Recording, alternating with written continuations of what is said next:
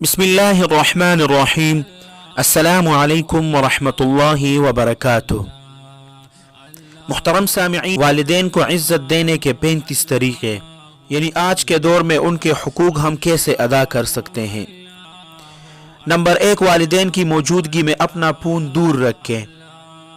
Number 2, उनकी बात तवज्जो से सुने। नंबर 3, उनकी राय को मुक़द्दम रखें। नंबर 4, उनकी गुफ्तगू में शामिल रहें। नंबर 5, उनको इज्जत से देखें। नंबर 6, उनके साथ बदअखलाक़ी से बात ना करें।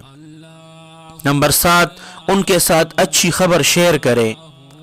नंबर 8, उनको बुरी खबर बताने से परहेज करें। नंबर 9, उनके दोस्तों के बारे में अच्छी अच्छी बातें करें और उनसे मोहब्बत रखें। नंबर 10, उनकी कही हुई अच्छी बातें अक्सर याद रखें। नंबर 11, उनकी उम्र का एहतराम करें। नंबर 12, माजी की तल्ख यादों को उनके साथ शेयर ना करें। नंबर 13, उनकी मौजूदगी में किसी दूसरी गुफ्तगू से परहेज करें। नंबर 14, उनके सामने अदब से बैठें। नंबर 15, उनके राय और सोच के मुताल्लिक मामूली सा भी इख्तिलाफ ना करें। नंबर 16, जब वो गुफ्तगू करे तो उनकी बात को ना काटे। नंबर 17, उनकी दोहराई हुई बातों को इस तरह सुने कि गोया पहली बार सुन रहे हो। नंबर 18, उनकी मौजूदगी में अपने बच्चों को डांटने और मारने से गुरेज करे। नंबर 19, उनके हुक्म और मशवरे को कबूल करें। नंबर 20, उनकी मौजूदगी में सिर्फ उनसे रहनुमाई लें। नंबर 21, उनके सामने अपनी आवाज़ को हरगिज ऊंचा ना करें। नंबर 22, उनके सामने खुद को बड़ा जाहिर मत करें। नंबर 23, उनको हमेशा ताज़ीम दे। नंबर 24, उनके सामने अपने आप को तका हुआ जाहिर ना करें। नंबर 25, उनके सामने बैठते हुए अपने पाँव उनकी तरफ ना बढ़ाएं। नंबर 26, उनकी तरफ पीठ करके ना बैठे।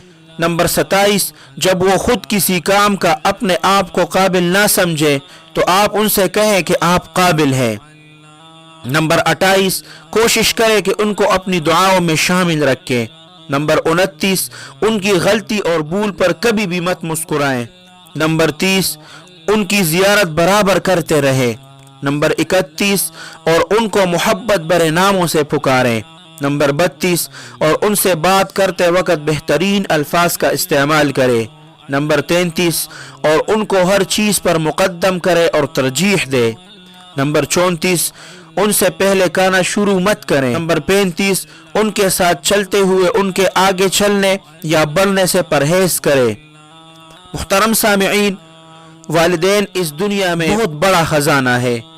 इससे पहले कि यह ख़जाना दफन हो जाए, अपने वालिदैन की कदर और इज्जत करे।